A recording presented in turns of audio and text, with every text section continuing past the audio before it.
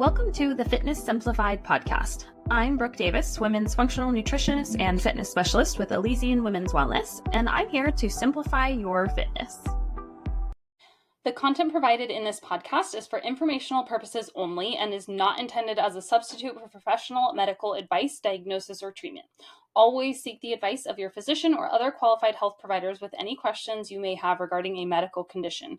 Never disregard professional medical advice or delay in seeking it because of something you have heard on this podcast. Any information provided about nutrition, supplements, or fitness is based on personal experience and should be discussed with your healthcare provider before making any changes to your diet or lifestyle. Remember, your health and well-being are unique to you. What works for one person may not work for another. So always consult with your medical professional to determine what is best for you. If you're feeling exhausted, maybe brain foggy, anxious, you're constantly craving salt or sugar, which I hear all the time, you might think you're just getting older, maybe it's your hormones, but what if it's actually something simpler and easier to fix? In today's episode, we are diving into one of the most overlooked but essential pieces of hormone health, and that is minerals. These tiny, super unsexy nutrients that are actually kind of the heroes of your metabolism, your mood, your energy, and yes, even hormones.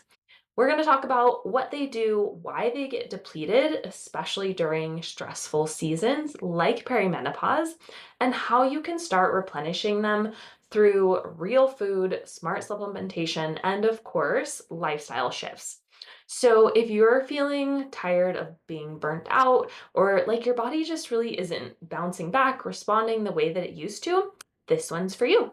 As women moving into your 30s, 40s, 50s, your bodies are going through a ton behind the scenes. Hormones like estrogen, progesterone, cortisol, they're all shifting, which is putting more stress on your system overall. And with more of that stress comes a higher demand for minerals. These are essentially the spark plugs of all of the functions happening inside your body, especially the ones that help regulate your blood sugar, balance fluid in and out of the cells, right? Managing anxiety, neurotransmitters, and helping support that really deep restorative sleep that is probably seeming pretty elusive at this point. But here's the thing. Most women in this phase of life are unknowingly really depleted, right? The years of stress, of dieting, over caffeination, intense workouts, and poor gut health can really leave your mineral reserves looking pretty sparse. And then when that happens, we see this show up as this fatigue, this brain fog, bloating, mood swings, right? The sugar cravings, even worse, or poor hormone production. And yes, those things can also be caused and or exacerbated by the hormone fluctuations going on, but being depleted in minerals is going to all make that 10 times worse. So instead of jumping straight into more caffeine, another maybe restrictive diet, or more extreme cases of your doctor prescribing birth control or even hormone replacement, if you're a candidate for that, what if we started with the basics, like rebuilding your body from the ground up with the foundational nutrients that it's actually craving? So this is what we are talking about today. So let's get into it. As we head toward perimenopause in that mid-30s, our bodies are working, like I said, way harder behind the scenes than most women realize. Hormonal fluctuations, especially the decline and the massive fluctuations of estrogen, the decline of progesterone, the decline of testosterone, they all create these big downstream effects throughout the entire body. Things like energy production in the mitochondria, blood sugar regulation, thyroid function, neurotransmitter balance, and even, like I mentioned, hormone productions. Without these minerals available, your body can't function efficiently, much less optimally. So maybe things like feeling tired, wired, moody, bloated, even inflamed, maybe just feeling a little off. It's really easy to blame that on just your hormones. And again, it might also be that, but also it's a sign that your foundation needs some attention and your body needs a little more support.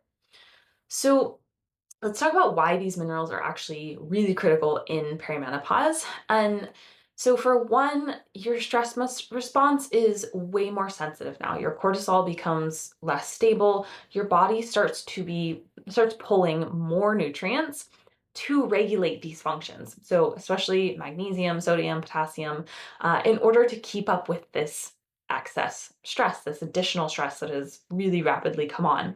Decreased insulin sensitivity, increased inflammation, and usually worse sleep.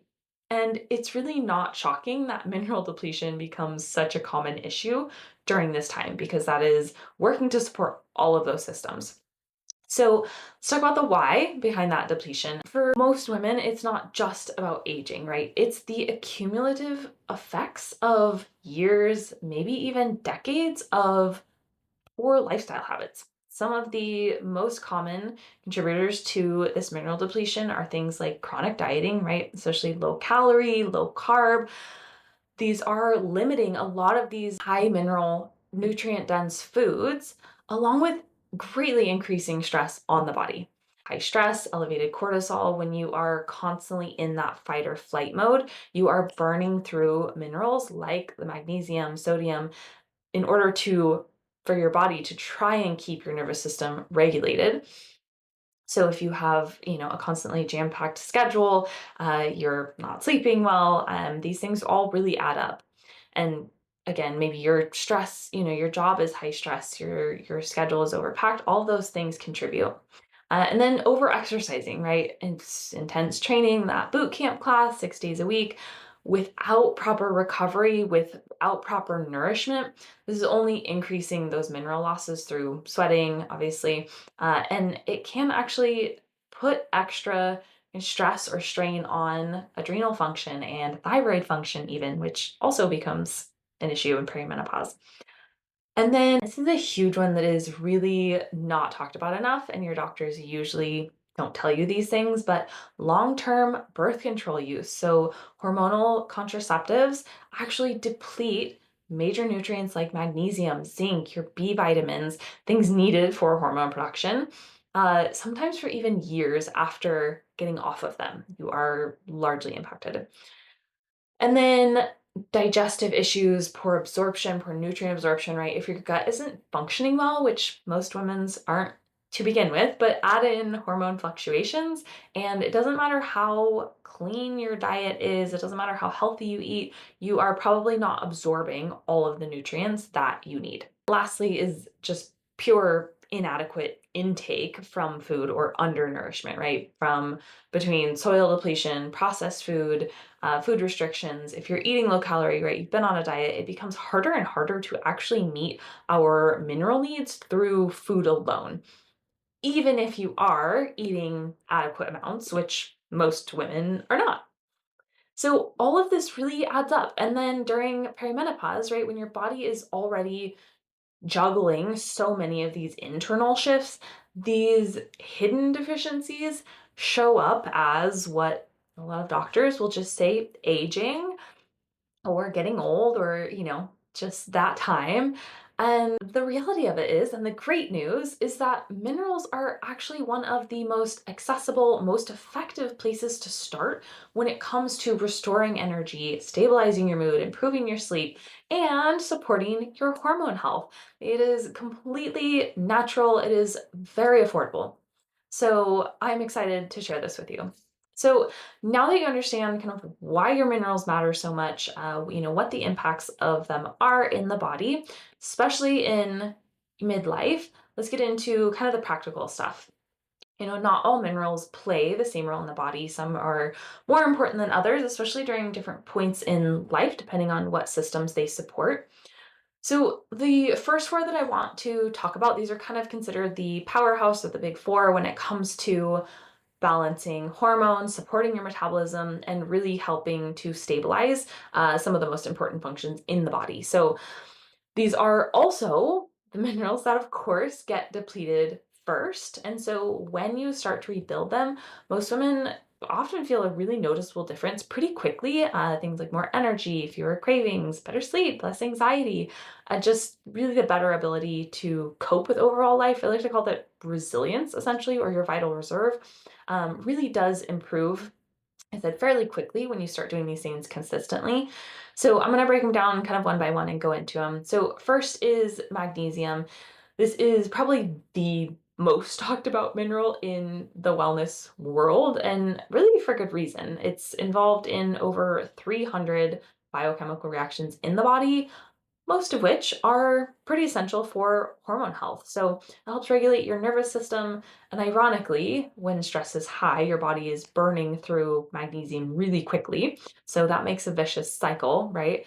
It helps with getting that deep, restful sleep that we all want and everybody needs. It helps stabilize your blood sugar. It also plays a pretty big role in progesterone production. So that becomes really key again during perimenopause. And then it reduces inflammation and muscle cramping. So, some signs that you might be deficient are feeling anxious, maybe feeling kind of on edge, having moderate to severe PMS, period cramping, not sleeping well, or waking up randomly through the night or maybe wee hours of the morning, like, 3, 4 a.m., unprovoked, right?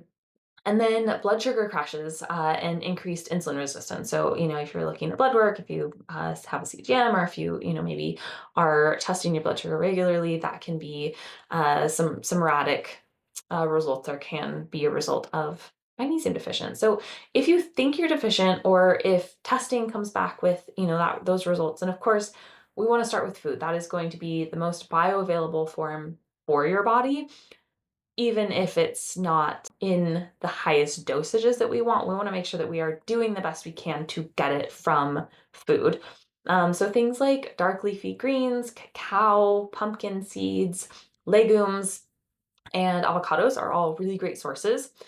If you're going to supplement, you want to use something like a magnesium glycinate. This is going to be really good for the sleep, anxiety, a magnesium L-threonate if you're struggling with like brain fog.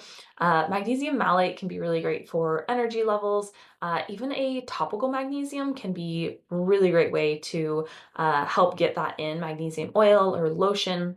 It can also be really good for muscle tension, so good for using during massage.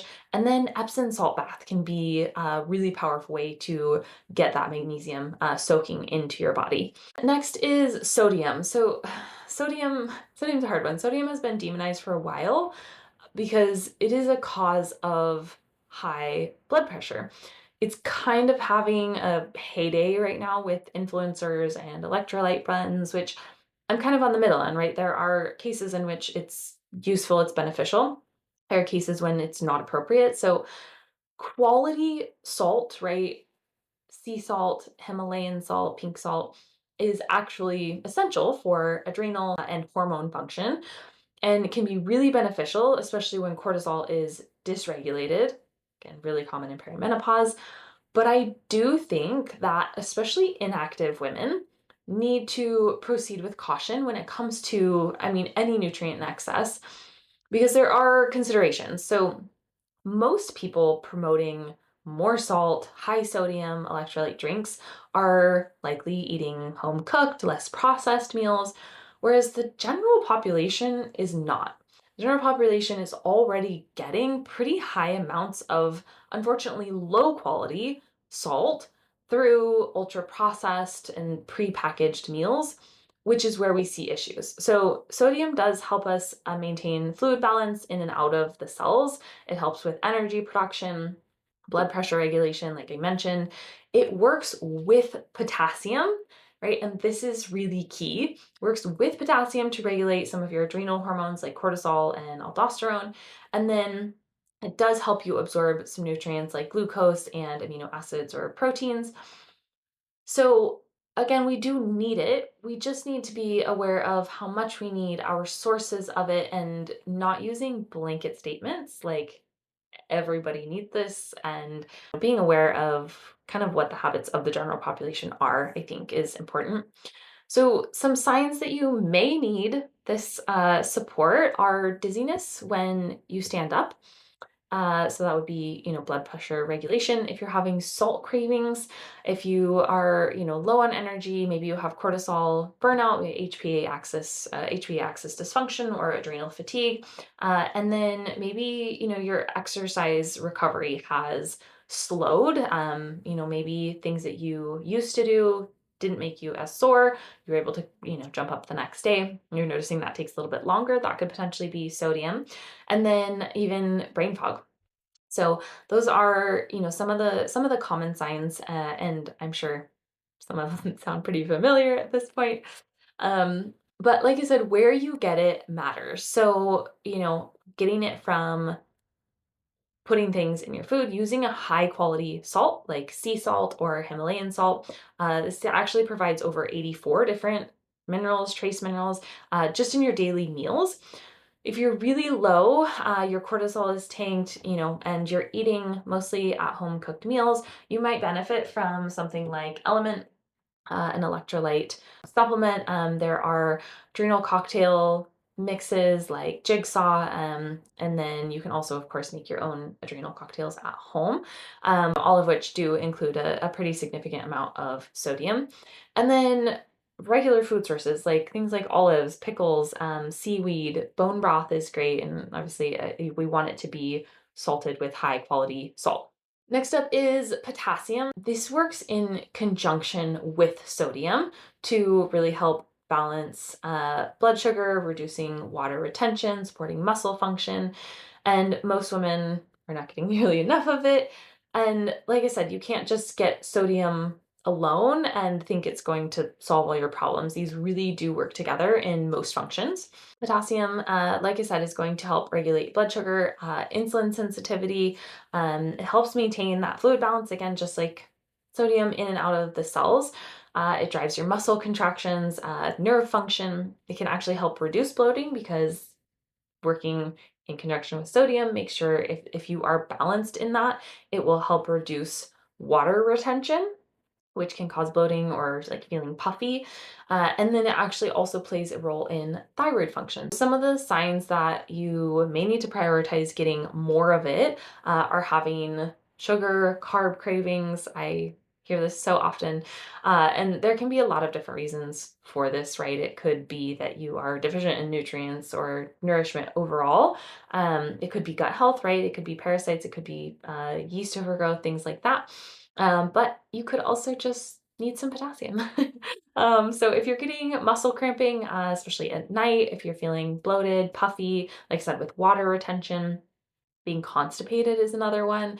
And then also not recovering well. So if you have any of those signs, make sure that you are also doing sodium and potassium in conjunction. With potassium especially, this isn't usually something that you're just gonna like take a potassium supplement for.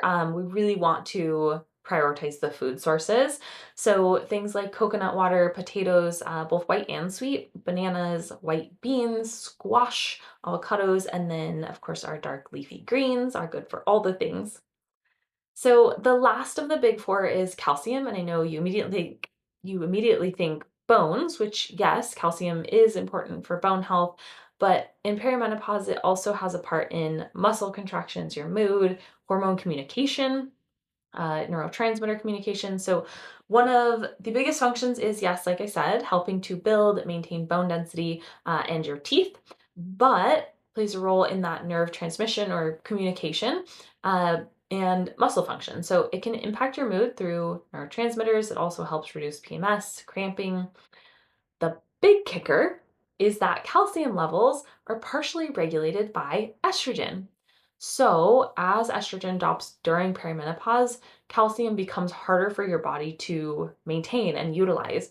And this is just another reason why women in midlife are at that higher risk for bone loss, anxiety, muscular tension, right? Those are all things that can come from those fluctuations and that depletion of calcium. So those are some of the signs also, right?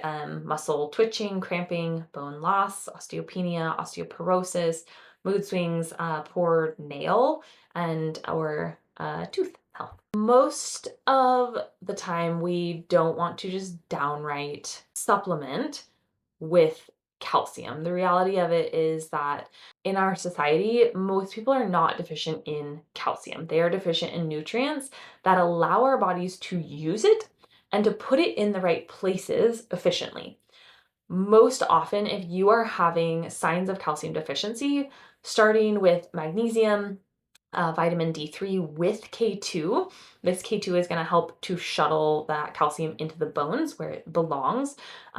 Taking those things will actually resolve the issues. So outside of that, though, of course, we want to make sure that we are, providing our body with that calcium through the food. So sardines with the bones in it are great. Leafy greens, kale, collards, and then dairy is a huge source of it, which is why most Americans are not lacking in intake of calcium. Like I said, usually the utilization of it.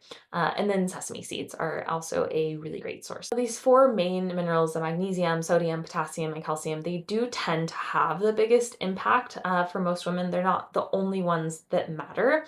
There are a few other key player minerals that are often overlooked, but do play an important role in things like hormone regulation, your immune system, even your mood.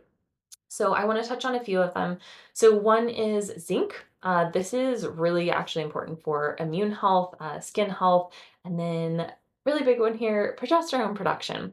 So it's actually involved in over 100 different enzyme reactions, a lot of them being hormone related. Zinc can really boost your immune resilience. So taking some extra when you feel maybe a throat tickle coming on can be a really great way to decrease, symptoms of getting sick. And then it helps with wound healing, even improving skin quality, clarity. So if you want glowing, healthy skin, make sure you're getting adequate zinc. And then it can be a really powerful mineral in perimenopause because of that role in progesterone. So as progesterone naturally declines, right, making sure that you're giving your body the building blocks to make it can be crucial. We want to give your body the best possibility of success, right? We can. And zinc is one of those. So in addition to that, low zinc levels can increase inflammation, they can worsen PMS symptoms, and of course, like I said, reduced immune function. So some of the best foods to get zinc from is, hold on, I'm gonna vomit, oysters, but it is one of the highest sources. So if that's your jam, then you get on it. But pumpkin seeds, grass-fed beef, lentils, cashews, those are all also great sources. If you are supplementing with zinc, usually it's, you can get it solo. A lot of times it's in, multivitamins, things like that.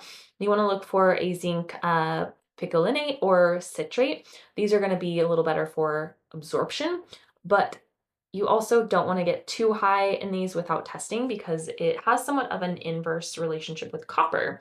So as you'll learn in a second, we need that too. So too much zinc can deplete our copper stores and we need those. So there's a ratio, we'll talk about that in just a second. Copper is next, and this is a pretty complex relationship with a lot of the systems in our body. It's really interesting, but it's often kind of misunderstood or either just not talked about, as completely overlooked. But it's actually really important, especially in relation to estrogen.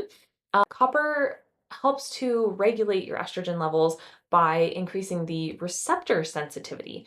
So this can be huge when your levels have tanked, right? We want our body to recognize all that it can of the circulating estrogen, especially when it's low.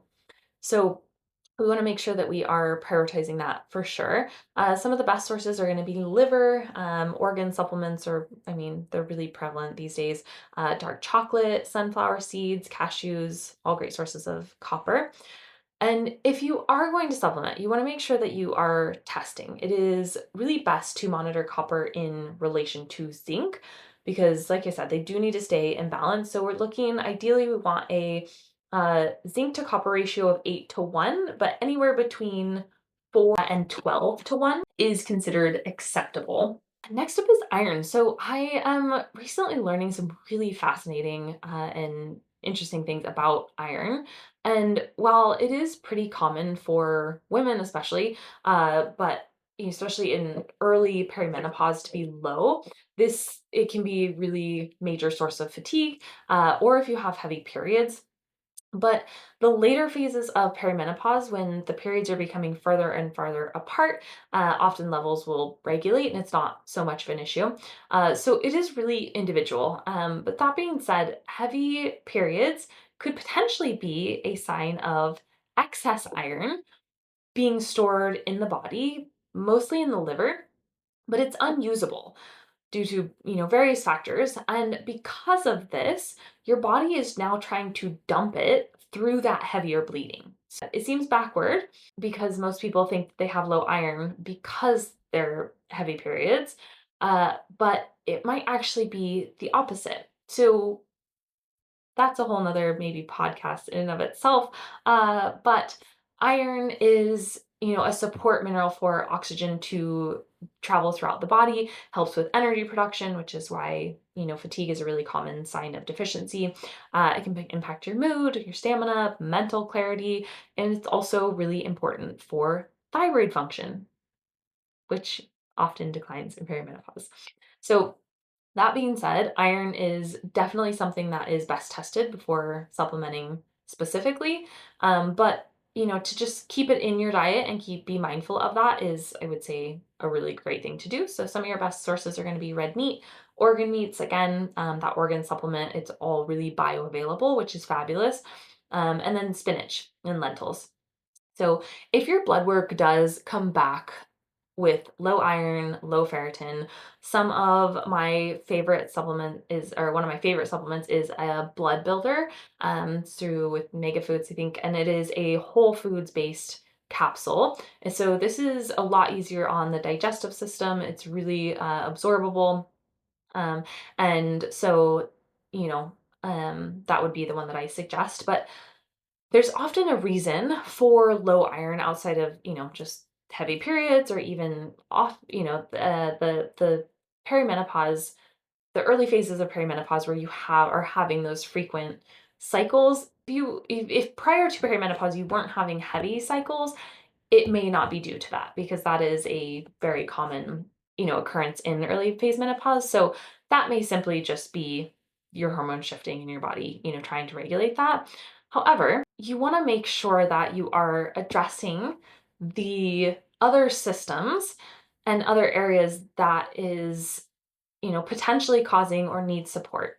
Because this is going to be really key to long-term regulation versus just slapping a supplement band-aid on it. So keep that in mind. Last but certainly not least, we have trace minerals. So trace minerals like selenium, manganese, iodine, chromium, they don't get talked about a lot, but they actually do support hormone production. They support thyroid function, your detoxification pathways, and even your blood sugar regulation. So unfortunately, with our modern monocropping farming practices, which leads to soil depletion, it means that our food is going to have less and less of these micronutrients than, it used to. And so even if you do eat a really nutrient dense diet, you're eating enough food, you probably are not getting enough of these things. So some really easy ways to boost them are to add just a trace mineral drop supplement to your water. Trace Minerals is actually a brand, but their supplement of 40,000 volts is one of my favorites for that. Like I mentioned before, using unrefined sea salt, Himalayan salt, those are all going to have those trace minerals in it. So, and then some specific foods are going to be seaweed, shellfish, nuts, and then all kinds of seeds. So incorporating those things into your daily meals, your weekly prep, all of that is going to be great. Moving on. Talked a lot about, what they are, how important they are, but how do you actually know what you need of these minerals?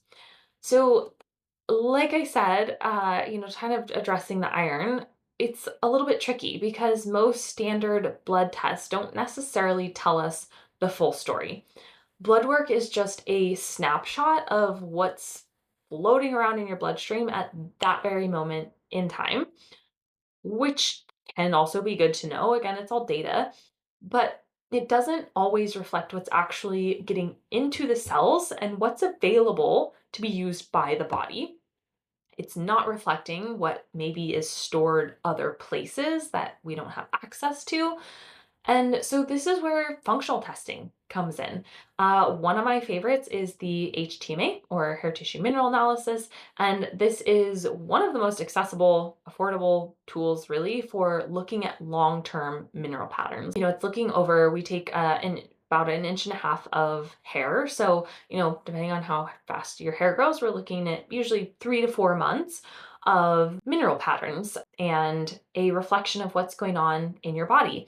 It does measure the mineral content or the mineral deposition, right? What is being deposited into the hair. The important part, though, is understanding that what shows up on this test isn't just what's in the body. It is not that cut and dry. High levels of something could tell us that your body maybe isn't absorbing it properly and it's being pushed out for whatever reason, right? There's correlations that we could look at throughout the test. And then similarly, just because something is low, it doesn't mean that it's low in the body, but maybe it's being stored somewhere else, like as I mentioned, with iron in the liver. So we really have to look at this test as a whole, and looking at the patterns of all of the minerals together. Also, we look at the ratios of minerals. So this can give us insight into adrenal function, your metabolic type, stress load, even thyroid activity, potentially immune system. So it can be, like I said, really just a big picture look at how various systems are functioning.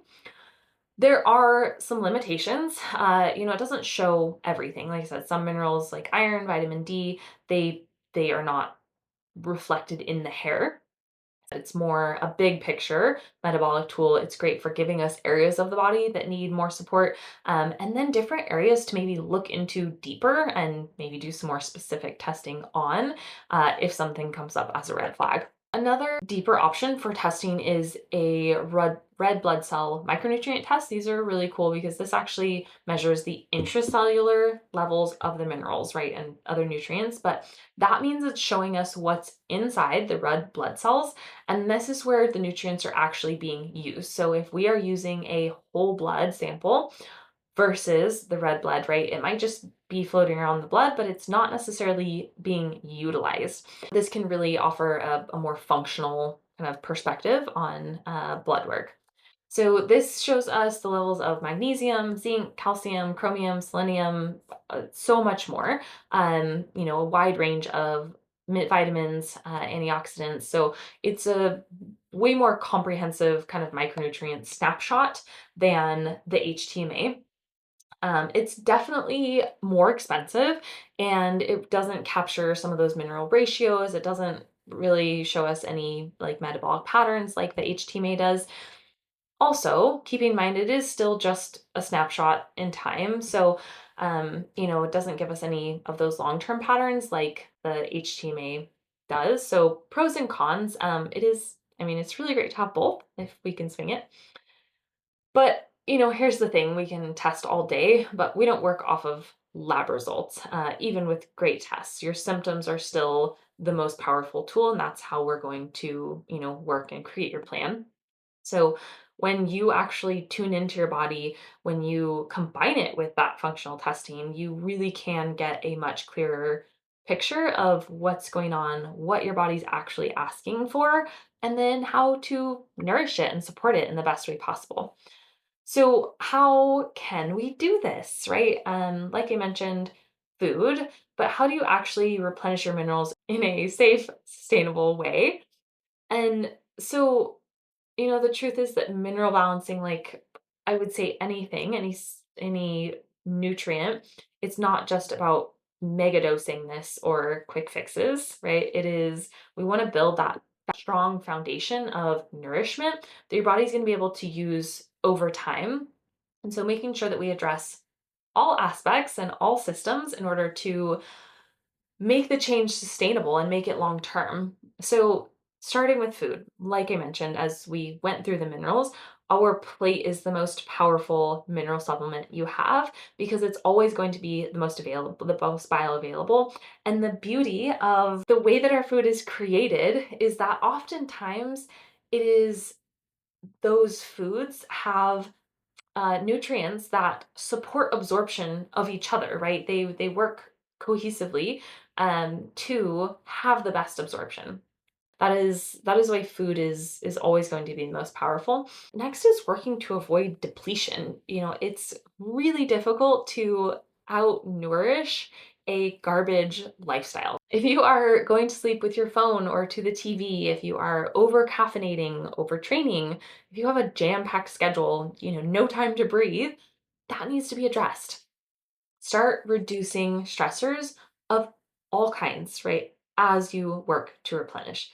Slow down, say no to someone, something, okay? Make a solid bedtime routine, get to bed on time without your phone, without your screens.